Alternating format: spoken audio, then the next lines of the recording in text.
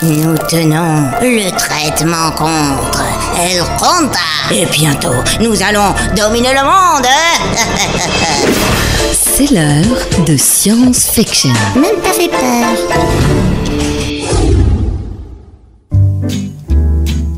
Tomber amoureux, un sentiment étrange qui vous prend aux tripes et qui peut vous transformer en une créature stupide qui sourit bêtement. Et si depuis la nuit des temps les couples se font et se défont, les raisons de séparation peuvent être parfois malsaines. Mais derrière ces échecs amoureux qui génèrent des célibairines et des célibairettes, peut se cacher une relation toxique menée d'une main de fer par des psychopathes qu'on appelle les pervers narcissiques. Mais qui sont ces individus étranges et comment les reconnaître ? Un pervers narcissique est une sorte de coquille vide. Dépourvu d'identité personnelle, il se nourrit des autres pour exister. Comme son nom l'indique, le pervers narcissique accorde une importance capitale à l'image qu'il donne de lui. Seule sa personne compte. Incapable d'originalité, il excelle dans l'art de la copie. En effet, ses gestes, ses phrases, sa façon de parler, ses mimiques, ses blagues et même ses idées sont une sorte de mixture de ce qu'il voit chez les autres. Conscients de leur banalité, les pervers narcissiques manquent de confiance en eux et sont bourrés de complexes. Toutefois, ils ont un ego surdimensionné ayant le besoin d'être admirés et de se sentir exceptionnels, ce qui est plutôt mal barré. Mais comment peuvent-ils nourrir leur ego avec si peu d'atouts dans le bide ? Les pervers narcissiques sont plutôt malins. À défaut d'avoir des qualités humaines, ils s'accaparent des valeurs et des principes qui ne leur appartiennent pas. Ils peuvent se donner un genre féministe, humaniste, tolérant, militant ou autre pour tenter de se rendre intéressants. Mais au fond, ils n'en ont strictement rien à carrer.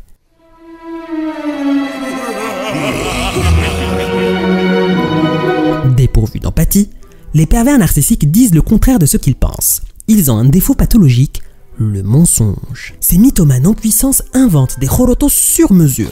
Ils sont capables de faire avaler n'importe quelle couleuvre à leur entourage et ils ont une technique bien précise. Ouvrir grand les yeux, prendre un air outré et crier de toute leur force pour faire culpabiliser tous ceux qui les accusent d'aberration. La menace directe, elle est très très simple. Tu veux que je rentre à la maison, tu veux savoir que je suis triste, tu veux que je t'envoie des trucs, je pleure, tu veux que j'essaye de m'ouvrir les veines, t'as envie que je te... Tu veux être persuadée que je suis en train de souffrir. Qu'est-ce que tu veux pour me laisser tranquille, pour ne plus me menacer avec ça? Oui, les pervers narcissiques ont légèrement tendance à dramatiser. Le pervers narcissique se plaint tout le temps. Jamais satisfait, il veut toujours ce qu'il n'a pas et passe son temps à se comparer aux autres. Un peu parano sur les bords, il croit que l'humanité tout entière complote contre sa pauvre petite personne. Toi, t'es encore en train de me menacer, encore une fois. Alors qu'en réalité, très susceptible, il ne supporte pas la critique, encore moins qu'on lui prouve qu'il a tort. Et si jamais il vous demande votre avis sur une tenue qu'il porte ou sur un parfum qu'il a acheté, vous n'avez pas intérêt à ne pas le complimenter, même si la tenue lui va comme un sac à patates et que le parfum sente l'œuf pourri. En effet, le pervers narcissique pense avoir toujours raison et ne supporte pas qu'on le contredise. Et si jamais vous le faites, il considère que vous êtes son ennemi et il est capable d'entrer dans une grande colère à faire pâlir le bad angel. On fait très vite le tour d'un pervers narcissique. Ce fake à la vie scénarisée s'ennuie lorsqu'il ne se sent plus intéressant. D'ailleurs, il ne garde jamais ses amis bien longtemps, tellement il trouve le moyen de toujours se disputer avec eux. Selon lui, tous les autres sont mauvais, tous les autres sont des méchants garnements qui ne savent faire que le mal, et lui, c'est la pauvre victime malheureuse, le pauvre Calimero. Gamashimlah, Rerhoa. Mais comment se comporte le pervers narcissique en amour ? Les pervers narcissiques agissent de manière plutôt similaire, mais les femmes souffrant de ce déséquilibre ont une caractéristique commune, le besoin de trouver un sauveur. En effet, pour se sentir importantes, ces psychopathes se font passer pour des pauvres victimes qui souffrent des pires problèmes. Leur seul but est qu'on soit gentil avec elles et qu'on s'intéresse à elles. Un peu comme un enfant qui fait semblant d'être malade uniquement pour que ses parents lui accordent toute l'attention et se plie à toutes ses volontés. Bref, de vrais tarés. Mais quel est le mécanisme de la perversion narcissique et pourquoi tant de haine ? Un pervers narcissique a besoin des autres pour se mettre en valeur. Tel un renard rusé, il s'approche subtilement de sa proie. Ces victimes ont un profil type. Ils ciblent des personnes qu'il admire. Des personnes joyeuses, généreuses, chaleureuses, spontanées, talentueuses, aimables, possédant des qualités humaines ou morales que lui ne possède pas et qu'il ne possédera jamais. Son but, les séduire, les isoler de leur monde, les étouffer pour mieux les détruire. Pour ce faire, le pervers narcissique passe par 3 étapes qu'il reproduit systématiquement avec toutes ses proies. Tout d'abord, la phase de séduction. Durant cette phase, Les pervers narcissiques vous valorisent et vous flattent en vous mettant sur un piédestal. Vous vous sentirez comme un roi ou comme une reine. Avec eux, les choses vont toujours très vite. Ils peuvent vous dire qu'ils vous aiment au bout de 2 jours et vous passer la bague au doigt 3 mois plus tard. Mais ne vous méprenez pas, les pervers narcissiques sont incapables d'aimer.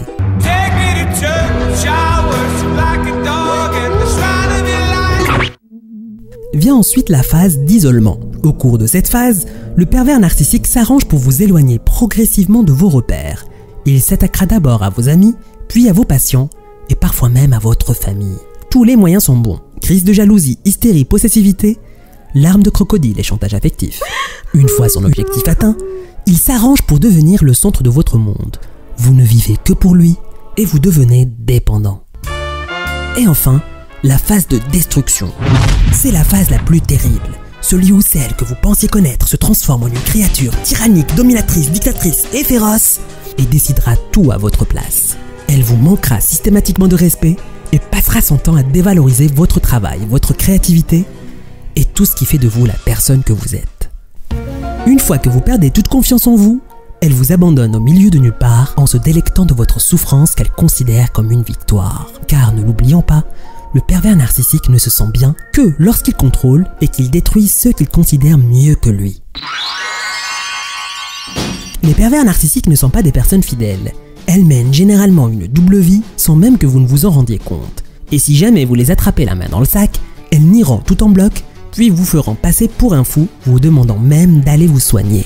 Bref, يكذبوك في وجهك معزة ولو طارت. Mais à quoi est dû ce trouble mental et comment le soigner?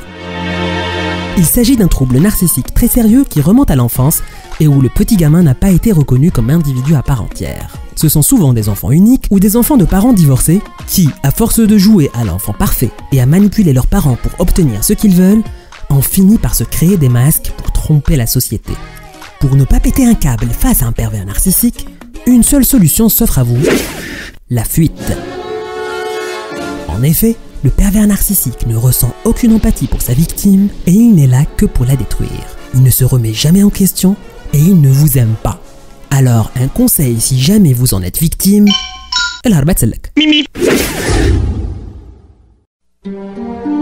mais attention, les pervers narcissiques ne supportent pas d'être quittés.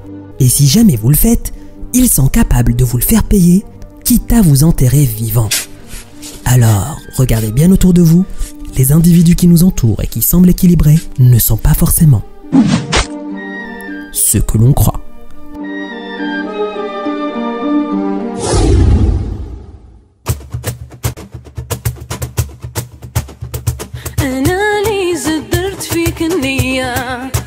حبيتك وعشقتك بلا سبب قلت هذه هي المرة الأخرى والخدعة جتني على غفلة ما ظنيتك تخرج لي بالخرجة بسبتك انت كره كامل الدنيا ما ظنيتك تخرج لي بالخرجة بسبتك انت